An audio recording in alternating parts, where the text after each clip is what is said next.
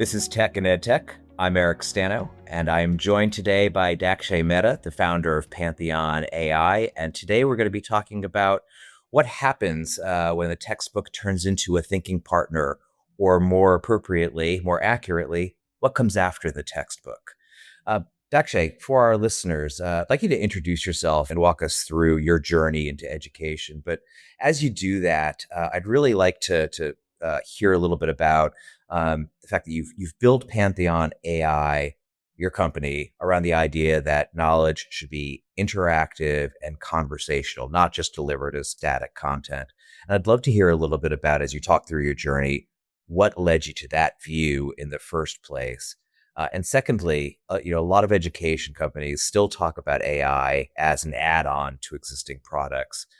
When you look at the market, what part of this shift do you think people are still underestimating the most? So if you could talk us through your journey and maybe reflect on a couple of those questions, that'd be great. Yeah, first of all, thank you for having me. Of course. Appreciate doing this. And yeah, I'll walk you through. So, Pantheon AI started as a podcasting company back in 2024, kind of Oh, so when you've done this before. Yes. So this is not nothing new to me. So yeah, we were that time Google just launched Notebook LM, and this was this new EdTech tool a lot of students were using, and we were like, you know what, like we can build something better, but just focusing on education. So that's what we built initially, and then we were like, okay, if we're doing podcasting, then what else are we missing? Then we asked the questions that, oh my god, like courses or textbooks. I mean, that's kind of how we kind of like initiated the idea of, okay, we can make talking books and we need to build a ground up experience rather than an add-on to just like slapping on AI to everything. Right, right. So that was our initial starting point into talking books. And then once we kind of had that epiphany and we were able to, build some MVPs in terms of, okay, how does it even position? How do we make it not look like a add-on, and how do we make it from a ground up experience? And that was like our whole goal that we were running after. So then we were like, okay, what does a educational experience, what matters most? And then we went back to the drawing board and asked these questions. It was usually the common answer was the teacher, right? It's either the teacher or the tutor or the person actually writing the book. And then we were like, okay, let's just connect these dots together. And how do we put this in an amazing experience that not just feels like work or like, man, I got to read this book now. Kind of looking at that from the aspect of let's just have a conversation. Right. So that's when we got to the point that we have to create an experience where you have a conversation and learn at the same time while you kind of have this interactive media between you and the author or the book in this matter. So that's how it all started. And that's where the talking books came from. And of course, the main origin of this idea was actually back in I might be missing the date, 1986 or somewhere in the 80s. Steve Somewhere Jobs well before you were born, I presume. well, I think 2 decades before I was born. And he went to this conference, and he talks about like, hey, I would have loved to have this Aristotle. I would have loved to ask Aristotle a question. And because we lived in different generations, that's what he's saying. And I'm paraphrasing is he can't ask Aristotle a question and can have him as a tutor. So that's where I was like, wait, why hasn't anyone done this before? We're living in 2025. And why hasn't anyone done this? I was like, okay, those were the questions we were asking. And then this is how it kind of transformed. It's like, yes, you can have a book, you can come and listen to it, which Audible also does, but then you can listen to it in the author's voice. That's one. The second is you can come and listen to it, but then it's only in one language. Then we were like, okay, sure, let's just add a couple of 70 different languages. because then that democratizes the access, and then slap on the experience of having the ability to have a conversation. So we put all of this together, and boom, we have our product. Yeah, Yeah. and I've heard you describe books as thinking partners. It's a term that I really like for a variety of reasons, and you've begun to kind of broach it and talk about the features. But can you get into that a little bit more? What does a traditional textbook or courseware model really stop doing well enough to remain at the center of the learning experience? Yeah. So current textbooks are something that we print, right? It's kind of something that is static. It's not adapting with the person. Not everyone is the same. Not everyone learns the same. Not everyone speaks the same language. Right. A lot of moving parts here. Right. So it's about, hey, should we just build this one textbook and it's very static? The concepts are the same, right? We want everyone to be learning these concepts, but then there's adaptability that, hey, I would want to learn more visually, and Eric might want to do something different, and he's more of an auditory learner. So everyone's different. So that's where these books can become a conversation rather than just being static. So maybe you want to talk to Albert Einstein while you're learning theory of relativity if you're a student or a kid. You can just ask dumb questions. Like that's the beauty of this, right? It can be like, what does relativity mean? I'm 5 years old. Could you explain?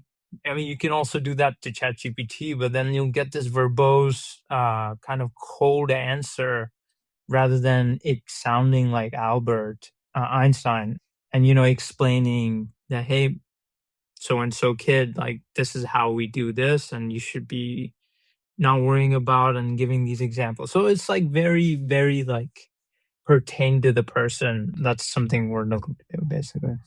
Yeah, and you've talked a bit here, really about sort of the almost the adaptivity that your approach enables. It speaks to different learning styles, or can speak to the questions that a student or learner might have on the fly. And as you were talking, it strikes me that somebody could potentially go down a rabbit hole and begin to ask lots of questions, which is great. They're a Which different is great, stage of yeah. engagement. Yeah, but I'm thinking about that in the context of what publishers and institutions have traditionally done and still do, and actually speaking as a former textbook editor myself, publishers and myself, we always relied on structure and sequence and editorial control, really for good reasons, to ensure that a student was marching towards the objective, of that learning moment. In an AI native world, and given that the kind of product you've created, are there parts of that model that are still, you think, essential for a learner? I really don't think so, because I mean, if this person is going in a textbook with an intent of learning something, that could be in chapter 1 and chapter 10, and maybe you want to put it all together. But if you were taking a sequential approach to things, then you might be missing a lot of context. I see. That's just talking about textbook, but let's say you're in a nonfiction book and you probably want to learn, like, how does this author think, or what is the intent of what is he talking to me about? You probably need to skim a lot of pages for doing that, and maybe you miss some context overall, but you can just ask now, right? You can be like, so this is what I thought, and this is what I wanted to learn. So let's learn, right? It's very adaptive that way.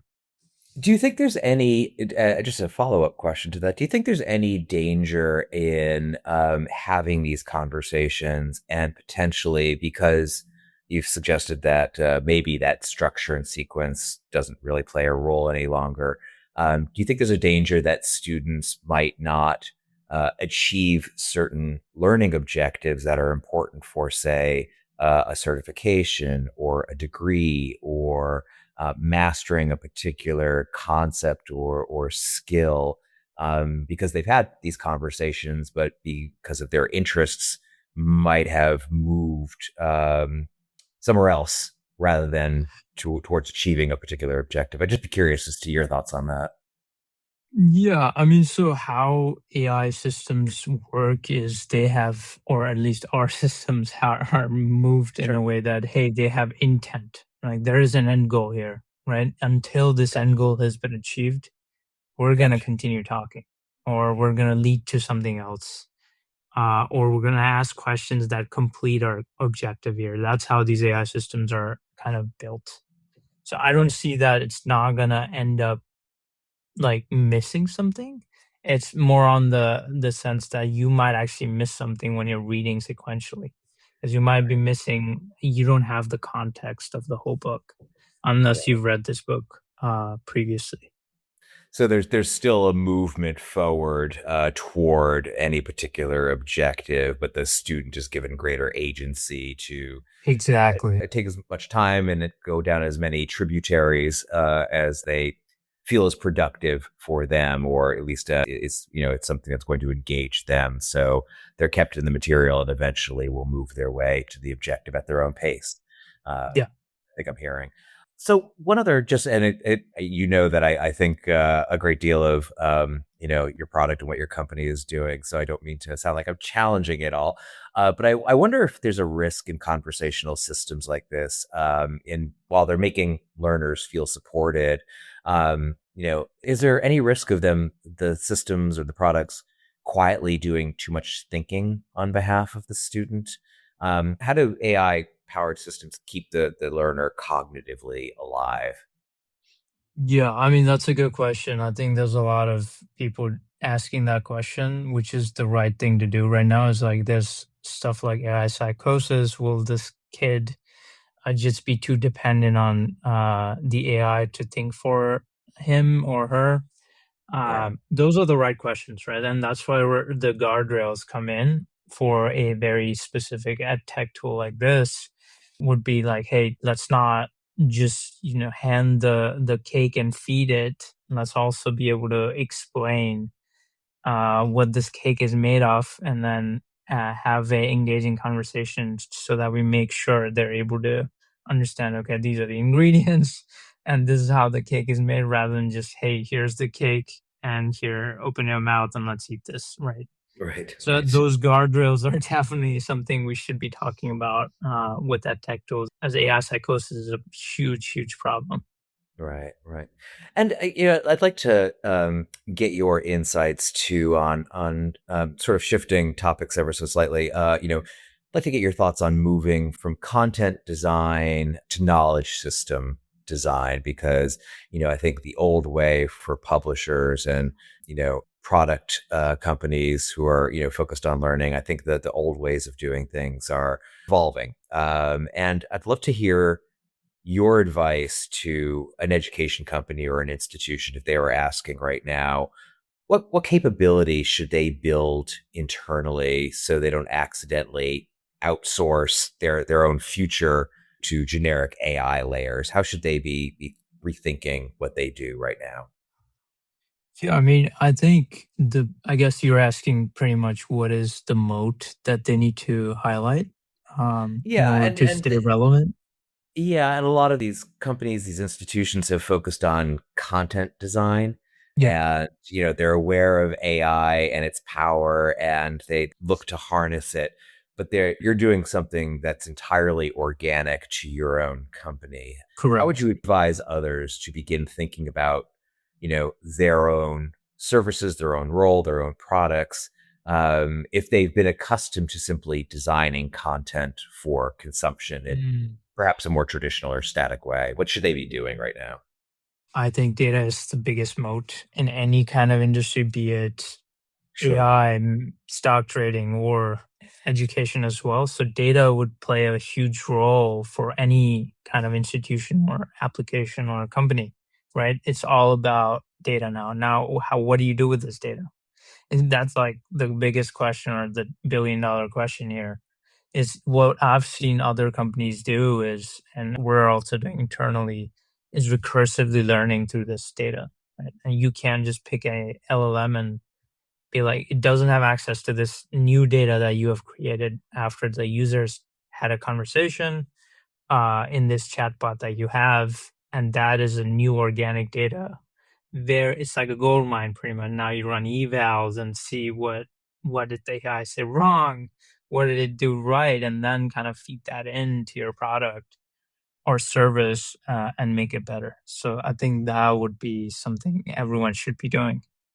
No, I think that's really wise. And taking that a step further, again, thinking about these essentially your competitors or other occupants of the ecosystem that you've entered, there are new roles that are beginning to appear in the marketplace. Things like knowledge architects and AI trainers, and even conversation designers. I understand. Um, Mhm. which of these, or maybe one that I haven't mentioned, what roles are going to become strategically more important in the immediate or the long term future?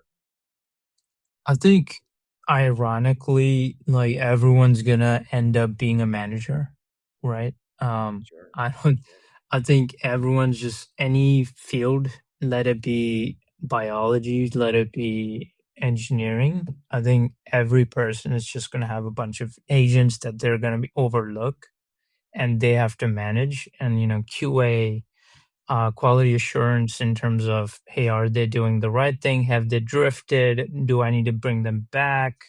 Or what is the output they've put in terms of content or code, let it be if it's engineering? So I have, in the past year and a half, personally just become this manager of agents. Sure. I call myself a manager of agents, and all it is like there's a content agent, then there's a coding agent, and there's 10 of those. So you just like look over these people or agents in this matter. So it's kind of like you're just mimicking being a manager. So you're Right. this You know, mega product manager or whatever you want to call it. Whatever your role is, you're just becoming this orchestrator. That's funny. You bring to mind a friend of mine who has always insisted that he never wants to be a manager. He always considers himself an individual contributor in his company. And I have to break the news to him that his Yeah, I future was about to does say. lie in management. And also, I'm convinced there is a Karen style joke in here about asking for the manager or demanding to sue the manager. But I can't quite divine the joke, so we'll just move on to the next topic here. Um, so I do want to shift to there's a lot of hype around AI, just broadly speaking, and its various applications. Um, you know, as more learning products start using the same underlying AI models, what will distinguish AI native learning experiences going forward? Yeah, I mean, I think we'll go back to the point data is very important. AI native being you learn from what is going on, right? Rather than just making an LLM call, which is very generic, what we call GPT wrappers. Um, and that's what anyone can do, right? Anyone can pop in and create this project, whatever you're building, Sure. but then what you can bring to the table is data. So if you have a million users, a thousand users that are using your product, they are essentially, even if the product is not as good as you want it to be, they're essentially helping you improve the product. So I Right. think Right. that's like a huge advantage here.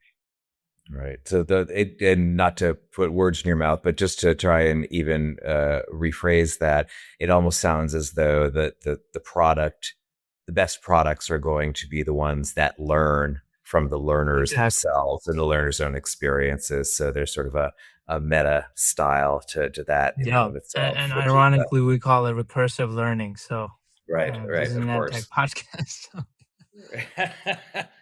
And having been also a writer on the side, just the word recursive alone sings to me. So appreciate the terminology there. Um, and last question on this front, AI products can often feel pretty magical in the first 5 minutes. Yours certainly does. To have, I think you told me that you have Santa Claus talking to somebody and Jesus talking to somebody, and you've got Mhm. obviously people like Aristotle and various luminaries talking at you. That by definition almost feels magical. Um, how can just relative to AI products overall, how can an institutional buyer tell if a conversational knowledge product is going to have real staying power? Is it in that harnessing of the data that you've been talking about and its ability to learn what works and what doesn't? Or is there something else that's going to communicate to a buyer, yeah, this is going to last, this is going to persist, and I'm going to succeed using this product? Yeah, I mean, so you're essentially asking if it's gonna be a sticky Yeah. medium, going Yes. forward. Yes. Honestly, honest answer, we don't know, right? Yeah. Right. As Yep. AI is moving at light speed, there's different modalities that people are getting used to, specifically being voice, voice also being conversational. But then recently, what trends we've seen is people are moving towards shorter conversations, like, hey, back and forth, how you text to your friends. You just have smaller back and forths with attention span dropping and blah, and blah. Like those things happening, I think we really don't know. It just comes down to who we're talking to in terms of ICP. Are we talking to kids? Would that generation really doesn't want to spend time reading verbose responses or listening to longer content? And then there's older adults like 30 plus that love podcasts, like 2 hour podcast. This guy will just listen to it like it's like a prayer, honestly. Like you can sit there and Right. the people are just listening to these 2 hour podcasts, no problem. So it just comes down to the person of what they prefer. So it's Right. generational, honestly. Right, right, right. And yeah, hopefully there is some future for that long form podcast style. As you were talking, I'm thinking, is it purely the modality that people are gravitating toward? And if it's not a conversation in which they could imagine themselves participating, or just in being near that dialectic and that dialogue, if it's going to be just them consuming content straight, does it need to be you know, Exactly. more bite size or more modular by its very nature, just because it's not as engaging as the drama that's inherent in a podcast? Questions we Yep. won't answer here, but you've got me down my own rabbit hole.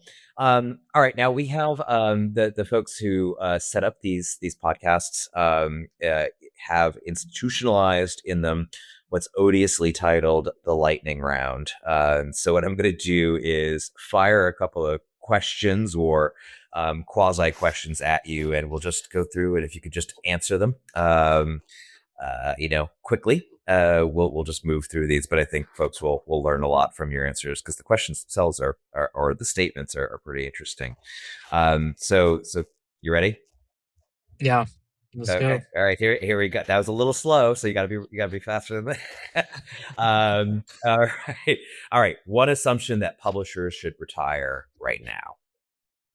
I think IP rights management is gonna get tricky. Okay. As an old publisher, that just made my heart skip a beat. One sign that a product is building a real knowledge infrastructure. Again, data moat, very important. Yeah, If it's not there, then you're doing something wrong. yeah. No, I anticipated that one. One thing about the future of learning that you are genuinely optimistic about. I think the adaptability and personalization, we're still not there yet. I think we're seeing the early days, and you're going to be very surprised on how these AI systems know and how much they know about you, basically. Yeah, which is both. I think something good to be optimistic about, something also to be Yeah. to Yeah. furrow your Meta brow question. about as Yeah. well. But yeah, let's hope the future is rosy on that score. All right, moving out of the lightning round.